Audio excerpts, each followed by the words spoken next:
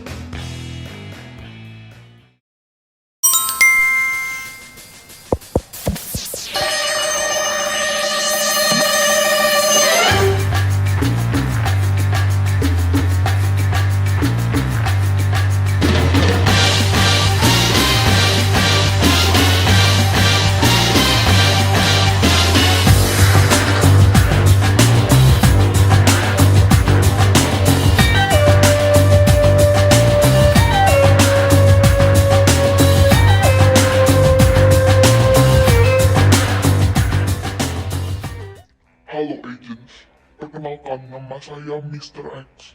Hari ini saya akan memberikan kalian misi penting yang harus diselesaikan dalam waktu 1 kali 24 jam. Jika kalian berhasil menyelesaikan misi, saya jamin kalian akan hidup bahagia selamanya. Saya akan terus mengawasi kalian dan bila kalian gagal melakukan misi dengan baik, maka kalian akan kehilangan semua kebahagiaan kalian. Kalian harus hidup tanpa perasaan gembira selamanya. Hahaha. Apakah kalian siap? Siap Mr. X. Kami akan melakukan misi dengan baik dan mengikuti arahan serta petunjuk darimu. Baik, hari ini kalian mempunyai 2 misi penting. Kalian harus menyelesaikan 2 misi ini untuk bisa bebas dari pengawasan saya. Jangan harap kalian bisa lari dari misi ini. Sekarang, kalian harus bersiap untuk menjalankan stage pertama. Misi pertama, yaitu mengenai kampanye HIV/AIDS. Silahkan kalian membuka email kalian untuk mengetahui misi kalian lebih lanjut. Dalam email kalian sudah tertera dengan jelas bahwa kalian harus berkampanye tentang HIV/AIDS dalam bentuk video dan diupload ke YouTube. Jika video kalian mencapai 1 juta penonton dan setidaknya 1000 likes, maka kalian akan lanjut ke stage 2.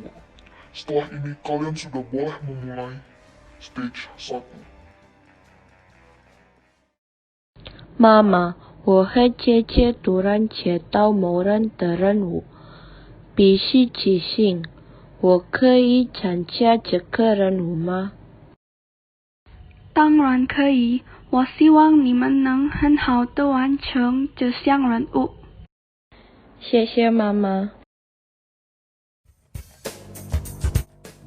Definisi HIV atau AIDS.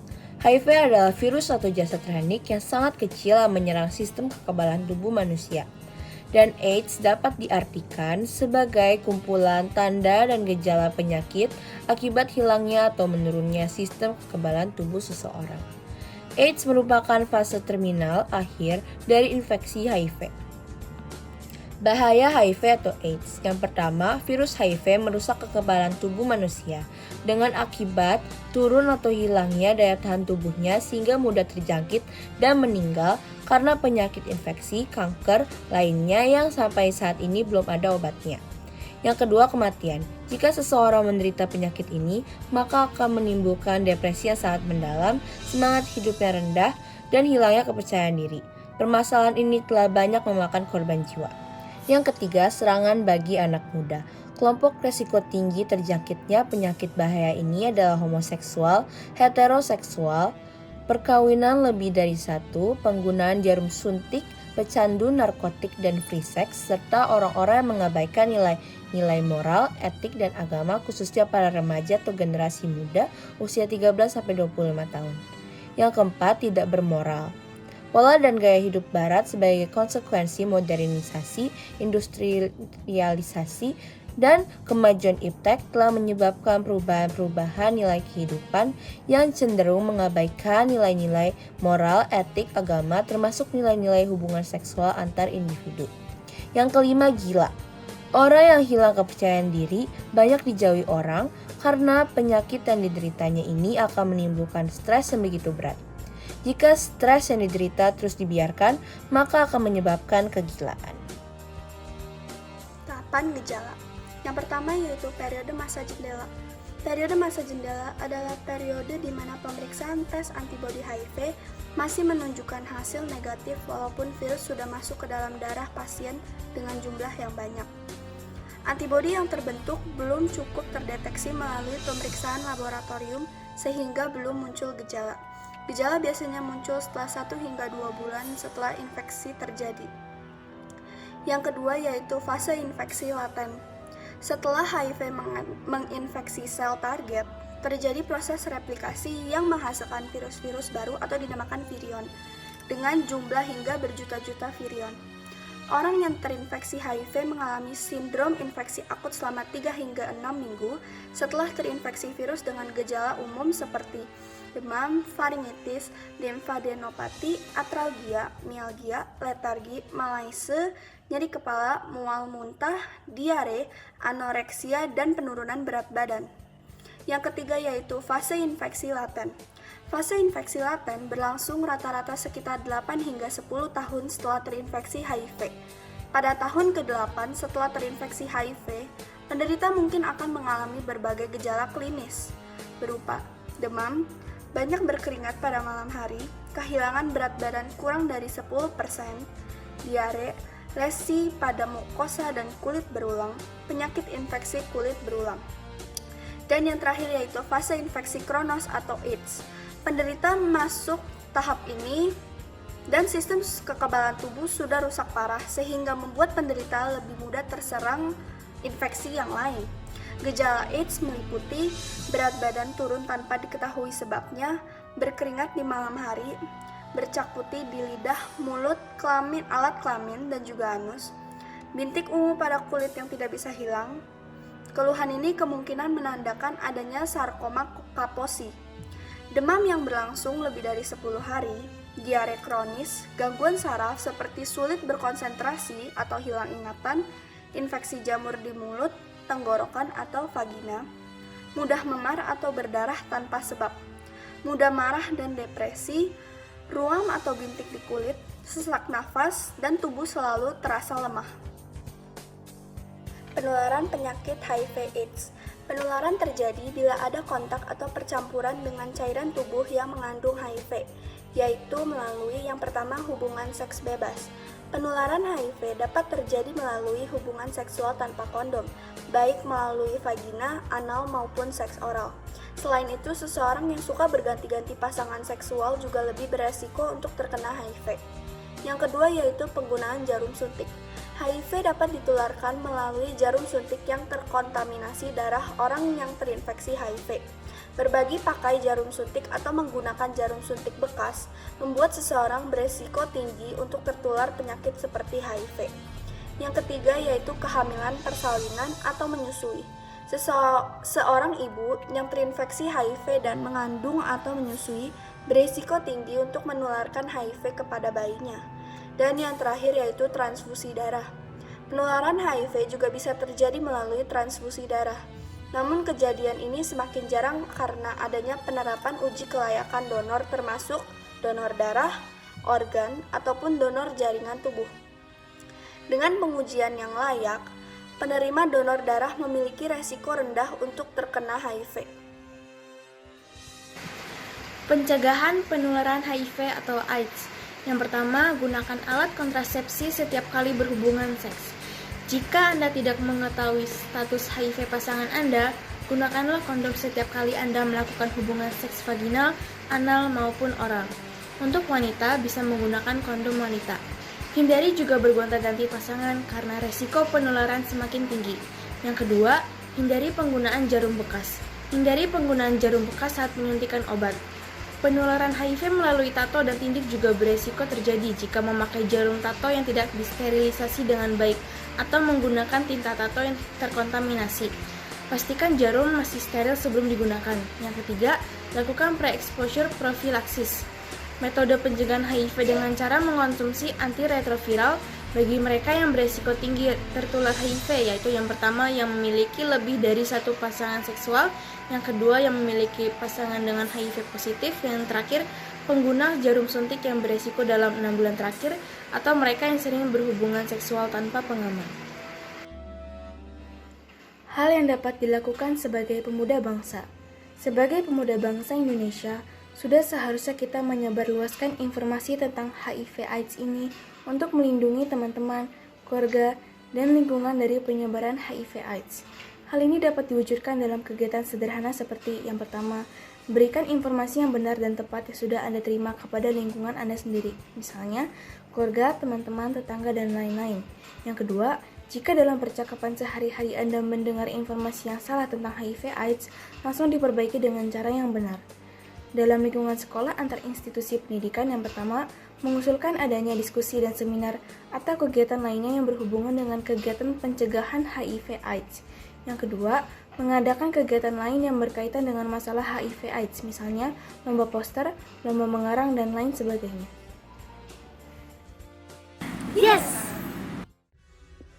Selamat agents, kalian telah berhasil menyelesaikan stage 1 dengan baik. Sekarang kalian akan lanjut ke stage 2, yaitu stage terakhir. Misi di stage 2 kali ini berhubungan dengan 5 panca tugas gereja. Ada 5 tugas panca gereja. Yang pertama, yaitu kerikma atau pewartaan. Kerikma adalah tugas gereja untuk mewartakan sabda Allah, yakni karya keselamatan Allah yang terpenuhi dalam diri Yesus Kristus. Yang kedua, yaitu koinonia atau persekutuan. Dapat diartikan sebagai paguyuban dalam melaksanakan sabda, yakni paguyuban sebagai suatu persaudaraan dalam Yesus Kristus yang mendengarkan sabda dan melaksanakan sabdanya. Yang ketiga, diakonia atau pelayanan.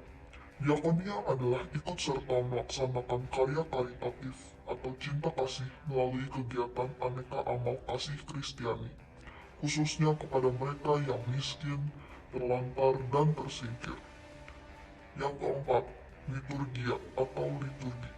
Liturgia berarti ikut serta dalam perayaan resmi yang diikuti Yesus Kristus dalam gerejanya kepada Allah Bapa. Yang kelima atau terakhir yaitu martiria atau kesaksian. Martiria berarti ikut serta menjadi saksi Kristus bagi dunia. Dari kelima tugas panca gereja ini, kalian harus melaksanakan satu tugas gereja yang telah disepakati bersama. Mr. X, kami bertiga telah sepakat untuk melakukan tugas diakonia. Baiklah, dokumentasikan bentuk aksi nyata pelayanan kalian dalam bentuk video singkat. Selamat mengerjakan misi kalian.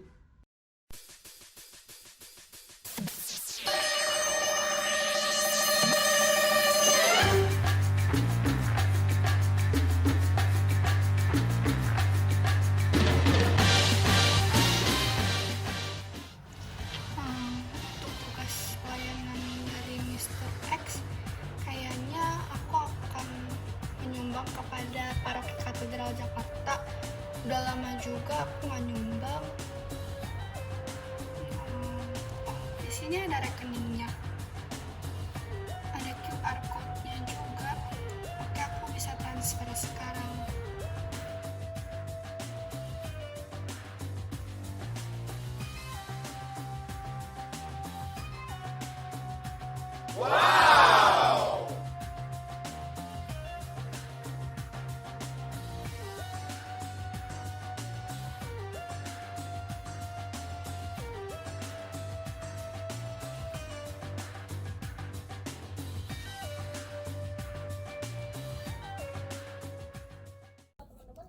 Mr. X, kami telah menyelesaikan misi stage kedua. Wah, kalian bisa menyelesaikannya dalam waktu yang terbilang cepat. Selamat ya, kalian hebat. Sekarang kalian bebas dari pengawasan saya dan saya punya tambahan hadiah untuk kalian.